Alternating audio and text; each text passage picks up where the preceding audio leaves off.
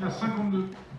La 52 est une initiative qui relève de la mission politique éducative. Nous avons été saisis via la préfecture d'une initiative qui était menée par la ville de la Chapelle-sur-Erdre qui avait fabriqué un jeu qui s'appelle Place de la République avec ses animateurs et avec des jeunes dans les clubs de jeunes et dans les structures, dans les centres sociaux de la commune. Ce jeu a rencontré un écho très positif de la part de la politique de la ville.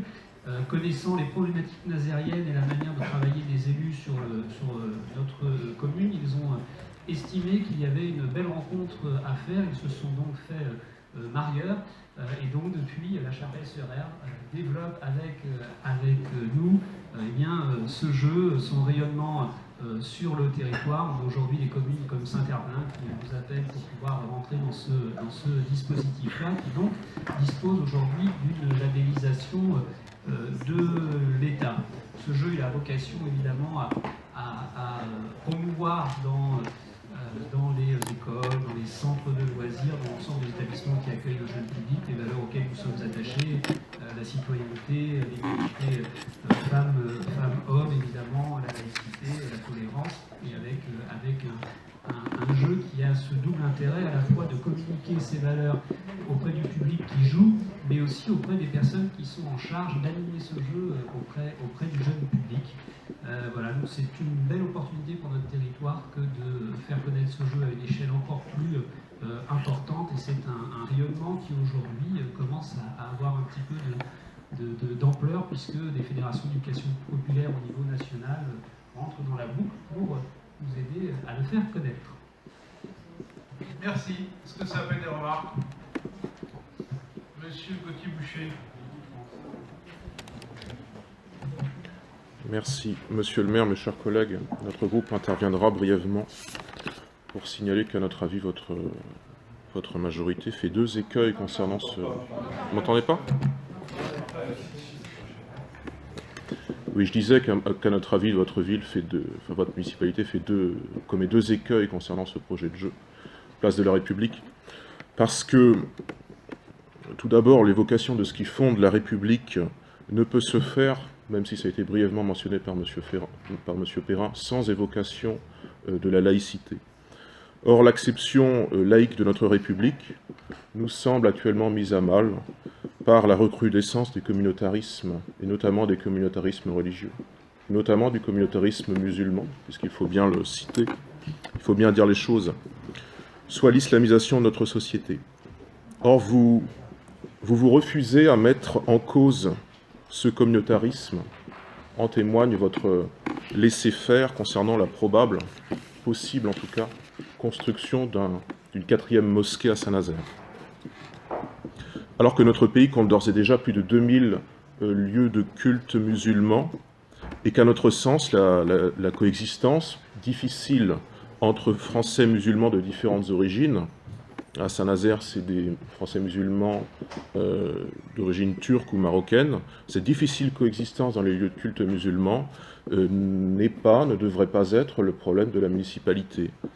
Donc, ce glissement vers le communautarisme dans lequel vous vous manifestez, vous n'en parlez jamais, puisque vous êtes suspendu au thème, au mythe du vivre ensemble. Et ensuite, s'agissant d'ailleurs du vivre ensemble, dont ce jeu traite, manifestement, vous en faites abusivement une valeur fondatrice de notre République. Par essence, elle ne peut pas être une valeur fondatrice, puisque le terme en lui-même n'a que quelques années, et notre République a quelques siècles. Donc en faire une valeur fondatrice est anachronique en soi. C'est le second point sur lequel nous souhaiterions attirer votre attention. Que placez-vous exactement au titre des valeurs fondatrices de la République française? C'est-à-dire ces valeurs magnifiées durant les grands moments de notre histoire nationale, en tout cas de notre histoire républicaine, on peut citer 1792, 1871, 1944 et les événements qui s'y rapportent. Il y a bien sûr parmi ces valeurs la liberté, l'égalité et la fraternité qui figurent au fronton de nos édifices publics, de nos mairies notamment. Mais comment est-ce que vous en assurerez la subsistance à l'avenir, compte tenu de la politique que vous défendez?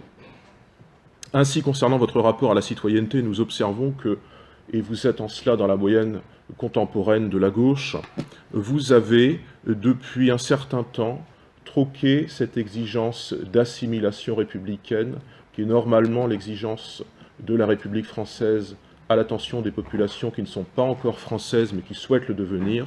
Vous avez troqué cette exigence qui se fait notamment par la langue, par la culture et par les mœurs, pour celle plus vague, plus communautaire aussi, et certainement dérogatoire de bien des efforts, puisqu'il ne faut finalement plus faire beaucoup d'efforts, c'est l'exigence d'intégration.